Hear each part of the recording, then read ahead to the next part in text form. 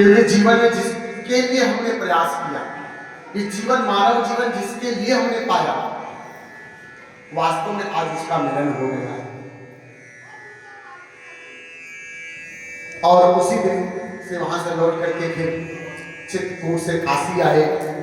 काफी दिन तक काशी में उनका बड़ा नाम हुआ है।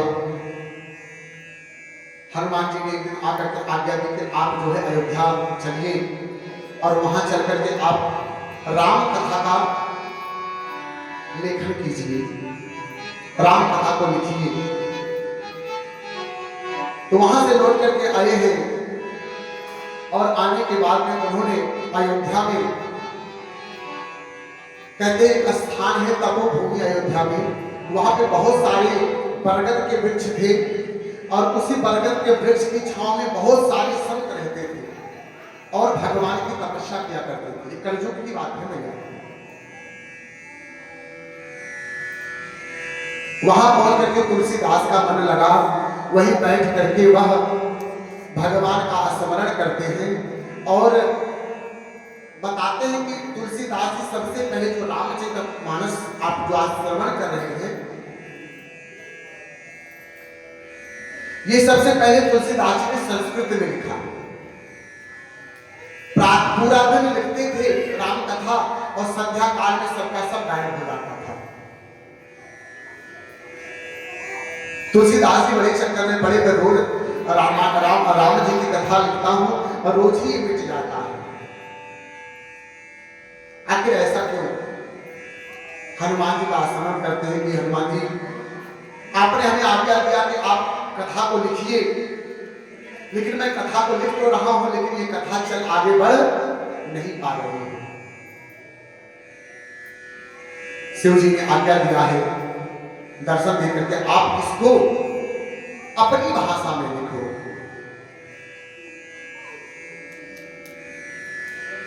ताकि ये जनमानस तक की बात पहुंचे। हमारे जीवन की सबसे बड़ी कमी क्या रह गई भैया? जिस अवध क्षेत्र से हम लोग वास करते हैं, जिस अवध क्षेत्र के रहने वाले हैं, आज देखो इस राम की कथा को उत्तराखंड के लोग, अन्य जगहों के लोग इतने भाव से, अन्य देशों के लोग देखो इतने भाव से श्रवण कर रहे हैं। और बड़ी कृपा अनुकंपा है कि जिस राम के क्षेत्र से हम लोग हैं, इस अवध क्षेत्र से हम लोग हैं, आज वहां करके भी होकर के भी आज हमारे जीवन में राम नहीं आ पा रही है, राम की कथा नहीं आ पा रही हमारे जीवन में। गोस्वामी तुलसीदास जी ने फिर इस कथा को अवधी भाषा में लिखना प्रारंभ किया। किस भाषा में? अवधी भाषा में लिखा है रामचरितमानस को। कहते हैं पूरे भारतवर्ष से सबसे अगर प्यारी भाषा कोई है तो कौन सी भाषा है? अवधी भाषा। अवधी जैसी कोई भाषा नहीं। एक दिन मैं ऐसे ही बैठा हुआ था प्रातः काल में, सुनने लगा, श्रवण करने लगा।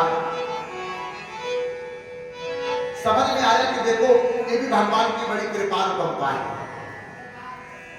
जो आप लोगों के मध्य में बैठ के कथा कह रहे हैं, हम लोग भी देखो, जो हमारे तुलसीदास बाबा थे, क्या थे उनका नाम, उनके पिताजी का नाम था आत्माराम दुबे। क्या नाम था? आत्माराम दुबे। और भगवान ने ऐसे कृपा किया हम लोगों का नाम भी अयोध्या प्रसाद दुबे। चलो कुछ तो भगवान के नाम में टहली हुई, कुछ तो मिला। अच्छा, दूसरी बात क्या है? इस कथा को श्रवण किसने किया? याज्ञवल्क्य ऋषि से भरद्वाज ऋषि ने सुना और संयोग से भगवान की ऐसी कृपा, हम लोगों का भी गोत्र क्या है? भरद्वाज गोत्र। अच्छा, एक बात बताओ, ये बात मैं आपको क्यों बता रहा हूं? अरे जब किसी से प्रेम होता है तो सबसे पहले कहते हो फलाने वाले रिश्तेदार है, बोलना पड़ेगा राधे रामचंद्र की। जब किसी से अपनापन लगता है, अपनत्व लगता है, और जब उसकी कृपा जीवन में होती है ना, तो गाने का जो भाव है ना वो और भी अद्भुत हो जाता है। जो प्रेम होता है वो और भी बढ़ जाता है। अरे दुनिया जाने या ना जाने, दुनिया माने या ना माने, हम उनकी गाथा गा रहे हैं जिनकी गाथा को संसार गा रहा है। तुलसीदास बाबा ने वहीं पर रह करके 2 वर्ष 7 महीना 26 दिन में ये रामचरितमानस का लेखन किया है। अच्छा, लेखन किस दिन हुआ? 9वीं तिथि मधुमास पूर्णिका, 9वीं तिथि, जिस दिन ये राम कथा का और जिस दिन भगवान राम का जन्म हुआ था, उसी दिन तुलसीदास बाबा ने इस कथा को लिखना प्रारंभ किया। बीच में पंचमी आती है आपकी, उसी दिन जाकर के ये पूरा हुआ था।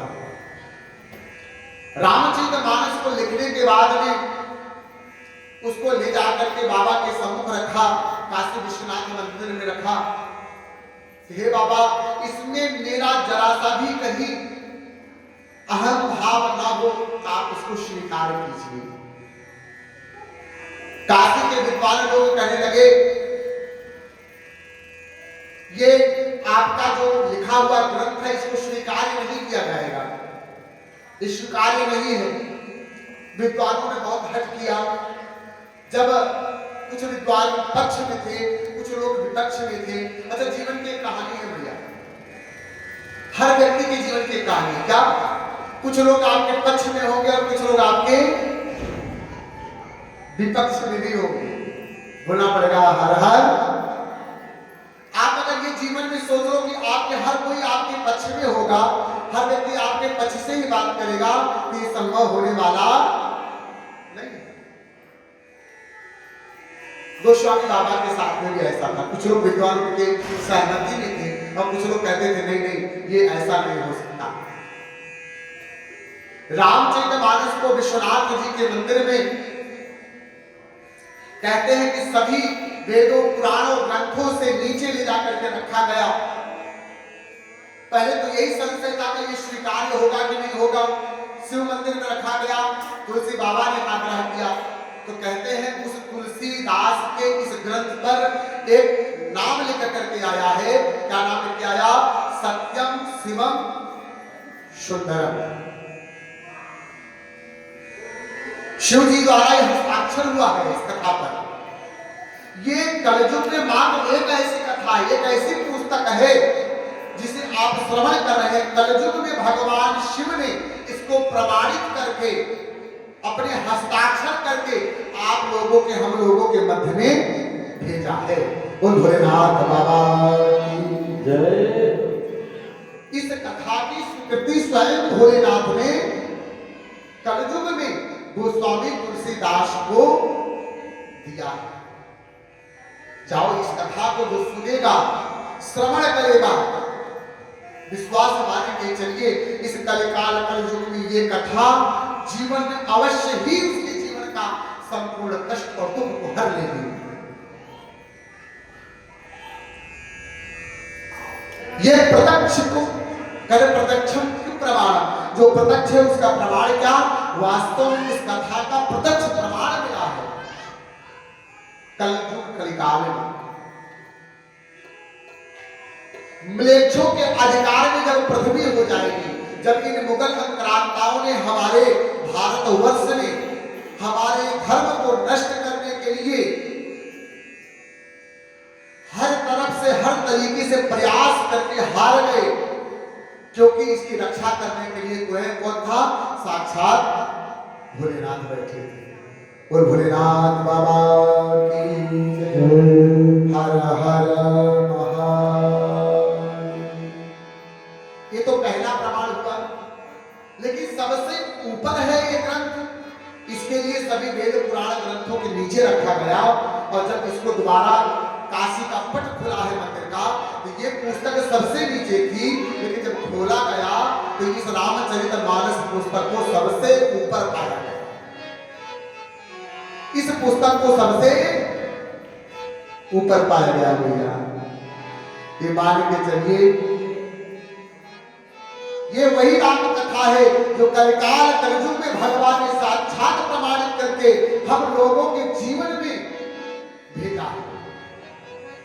जो इस कथा को पा करके भी अपने जीवन को सौभाग्य को नहीं जगा पाएंगे, तो मान के चलना कि अब इस जीवन में हमारे सोए हुए भाग्य जगने वाले।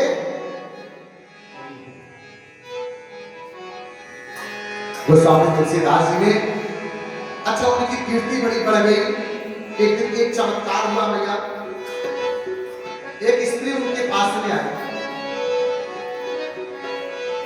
संयोग से उसका पति मर गया था और वो सती होने के लिए जा रही थी।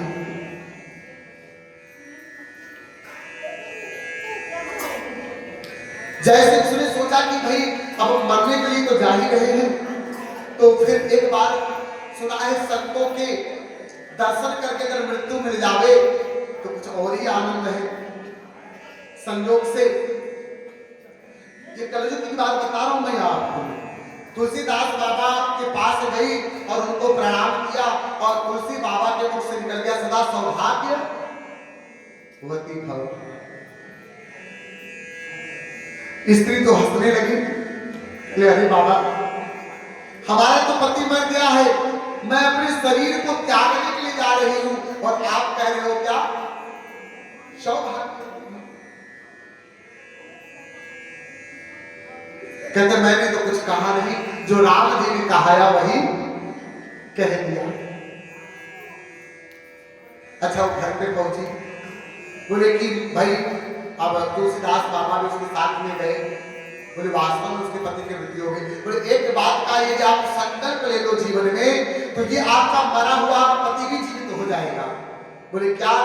बोले आप मन में संकल्प ले लो, आज से आपका पूरा परिवार राम के नाम का मंत्र जाप करेगा। जितना जीवन में हो उतना भगवान का स्मरण करेगा, तो निश्चित रूप से आपका यह पति वापस मिल जाएगा। गोस्वामी बाबा ने क्या कहा?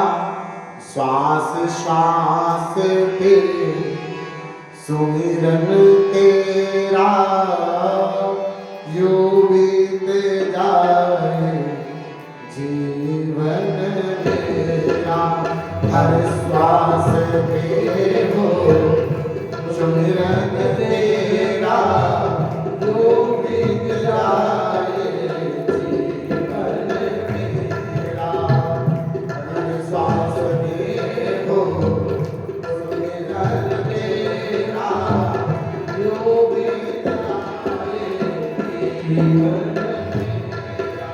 तेरी पूजा करते बीते साँझ सवेरा, तेरी पूजा करते बीते साँझ सवेरा, साँझ सवेरा यूं बीत जाए जीवन तेरा, यूं बीत जाए जीवन।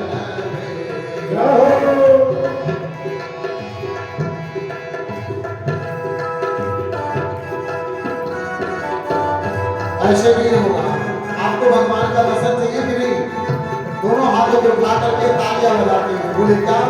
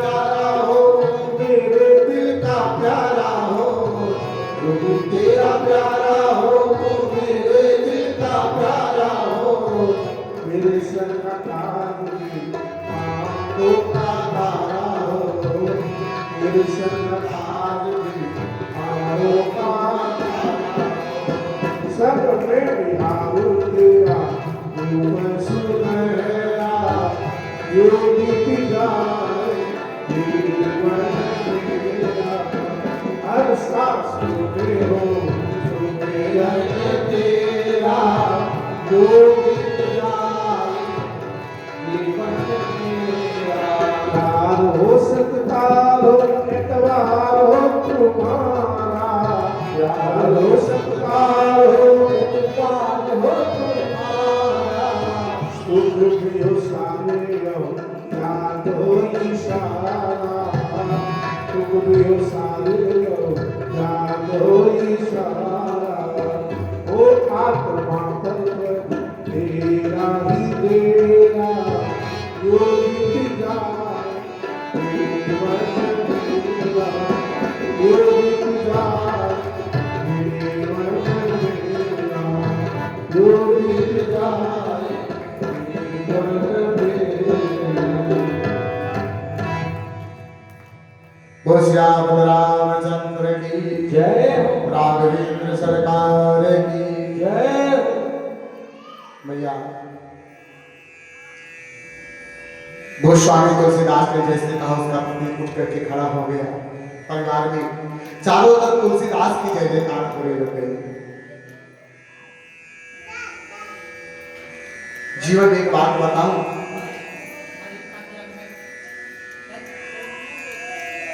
जीवन में अपमान से उतना नहीं करना चाहिए जितना कि सम्मान से डरना है। क्यों?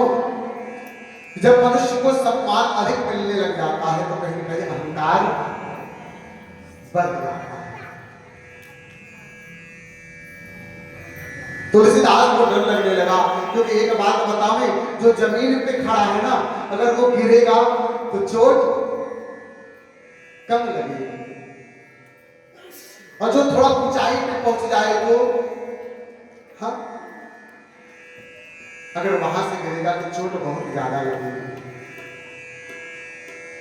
और मेरे कुछ राघव की ऐसी कृपा है, ये मनुष्य के मन का जो विकार है इसको बहुत शीघ्रता से नष्ट कर देते हैं। तुलसीदास को लगा ऐसा न हो कि मेरा सम्मान और मान बढ़ते बढ़ते कहीं मेरे अंदर अहंकार प्रवेश कर जाएगा। उन्होंने तुरंत उस स्थान का त्याग कर दिया, उस स्थान का त्याग कर दिया और उस स्थान को छोड़ करके पुनः काशी आए। काशी आकर के वह कुछ देर कहने लगे, लेकिन कहते हैं ना महाराज कि जा पर कृपा राम कर होई ता पर कृपा कर सब कोई। गोस्वामी बाबा ने एक बात बड़ी सुंदर लिखी है रामचरितमानस में कि स्वभाव बना करके, स्वरूप बना करके सम्मान पाना अलग बात है और वास्तव में अपने जीवन में उस आदर्श को स्थापित करके, उस अनुसरण को करके सम्मान पाना अलग विषय है।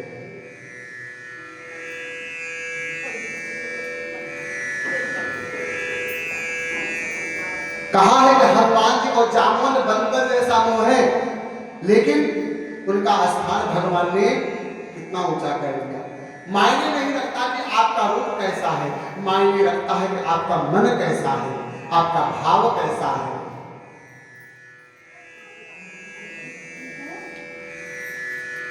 बाबा ने लिखा है गोस्वामी जी ने कि राम ही केवल प्रेम प्यारा,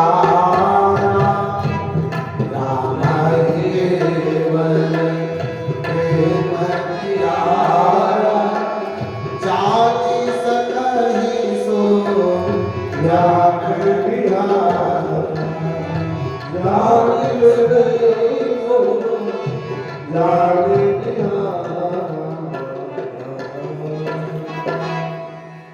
राम ही केवल प्रेम प्यारा। संसार में सामर्थ्यवान कौन है? बहुत सारे, बहुत धन वाले हैं, बल वाले हैं। अच्छा, हमें तो एक बात बड़ी सहजता और सरलता से समझ में आती है। जो छोटा सा कण होता है ना, वो जितना काम आ जाता है ना, बड़े बड़े लोग सिर्फ दिखावे के होते हैं, नाम बड़ा होता है, उनके पास धन बल तो बहुत बड़े होते हैं, लेकिन कलेजा बहुत छोटा होता है। जो गरीब है ना, जो असहाय है, अयोग्य है, ना जाने प्रभु उसके जीवन में पात्रता की योग्यता भी दे देते हैं, और जो योग्य है वो योग्य नहीं हो पाते हैं जीवन में।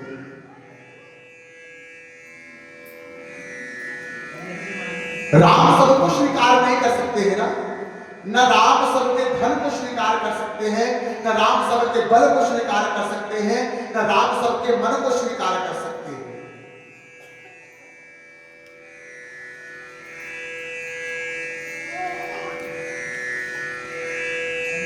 ये स्वीकार करना किसको है? ये स्वीकार हमें नहीं करना है, स्वीकार प्रभु को करना है। और किसे करना है? आपके मन के भावों को स्वीकार करना है।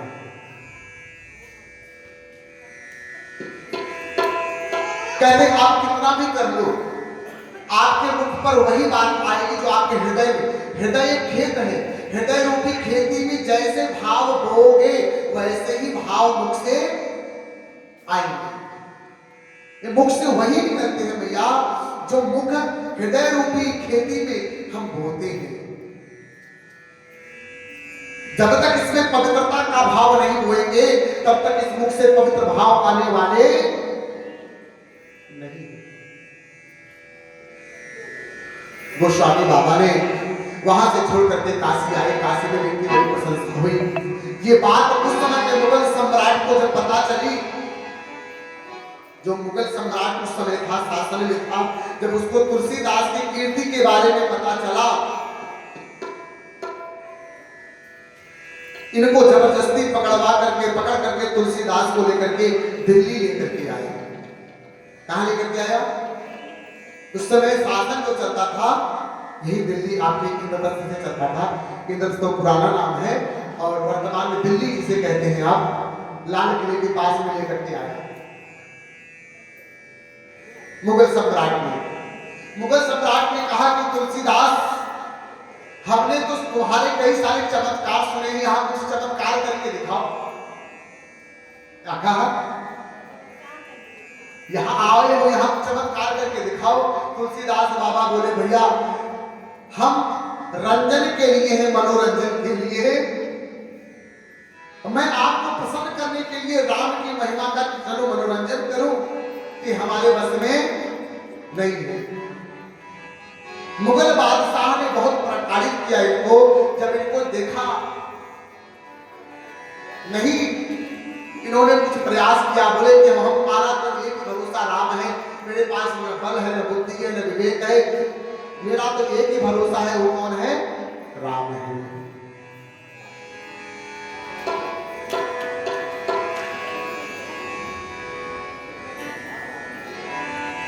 राम जी का समय जब जेल में कारागार में डालने लग गए, हाथों में हथकड़ियां लग गई, मन ही मन प्रसन्न हो रहे हैं कि प्रभु आज तक जीवन के अनेकों बंधन में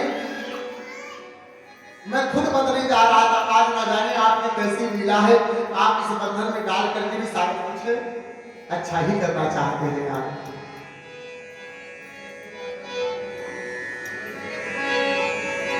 आज इनको तुलसीदास जी को जाकर के काल कोठरी में डाल दिया। उस समय के मुगल सम्राट ने, कहते हैं कि जब इनको कारागार में बंद किया गया, वहीं से हनुमान जी का सुमिरन किया है तुलसीदास बाबा ने कि बाबा क्या मेरे जीवन का आखिरी समय यही पे कटने वाला है क्या? बताते हैं उस समय लाखों की संख्या में बंदर, लाखों की संख्या में बंदर अयोध्या से कूच कर गए, कहा? दिल्ली की तरफ। रातों रात पूरे दिल्ली में इतने बंदर हो गए, इतने बंदर हो गए, पूरा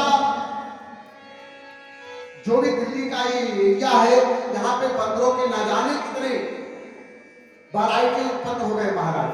और कोई सैनिक को काट लेता है, कोई मारता है, कोई थप्पड़ मार रहा है, कोई कुछ कर रहा है। इतना उपद्रव मचाया उन्होंने, मतलब ने इतना उपद्रव मचाया उन्होंने, सबने कहा कि आखिर हो क्या? तब कोई एक आकर के बताता है कि प्रभु ये वो हो या ना हो, जो आपने तुलसीदास जी को बंदी बनाया है उसी का परिणाम है जो ये बंदर यहाँ पे इतना उत्पात अधिक मचा रखे हैं। बंदरों ने उन मुगल लोगों का जीना हराम कर दिया। कहते हैं खाने पीने से लेकर के, पहनने से लेकर के, यहाँ तक जो कपड़े डालते थे वो भी उठा ले जाते थे महाराज। भोजन का कोई सामान रखते थे वो भी उठा ले जाते थे। इतना ज्यादा आतंक बढ़ गया उन बंदरों का कि वहां के लोगों को खाना पीना रहना, यहाँ तक कहते थे कि घर से निकलना भी दुर्लभ हो गया था।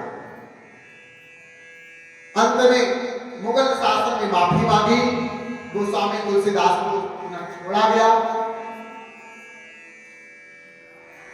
हनुमान जी पुनः आकर के गोस्वामी बाबा से मिलते हैं, कहते हैं अब तो ठीक है ना। बोले प्रभु बस एक मन में इच्छा और है। बोले क्या?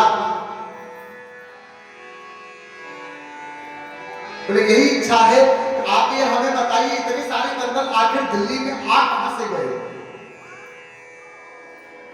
बोले कि जब प्रभु लंका पर चढ़ाई किए, जब लंका पर चढ़ाई किए तो बहुत सारे बंदर तो गए, लेकिन कुछ उनके भाई पट्टीदार घर वाले रह गए थे।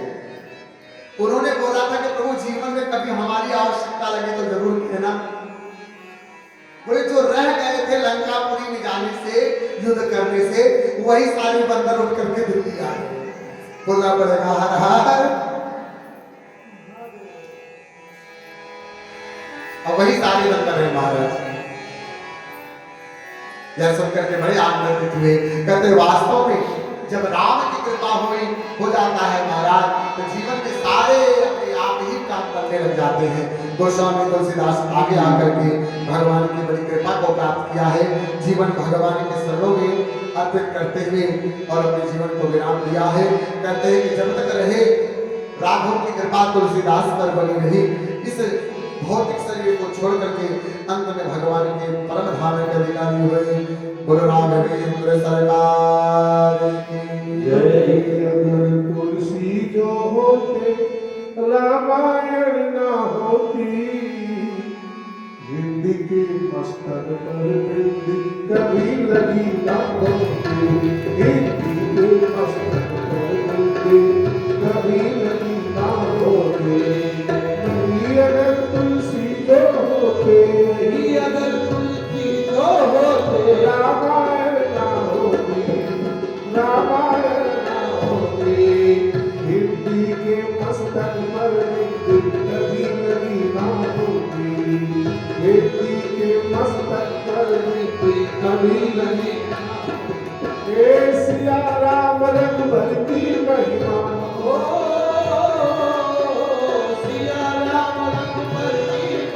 सिया राम रघुबर की महिमा, सिया राम रघुबर की महिमा।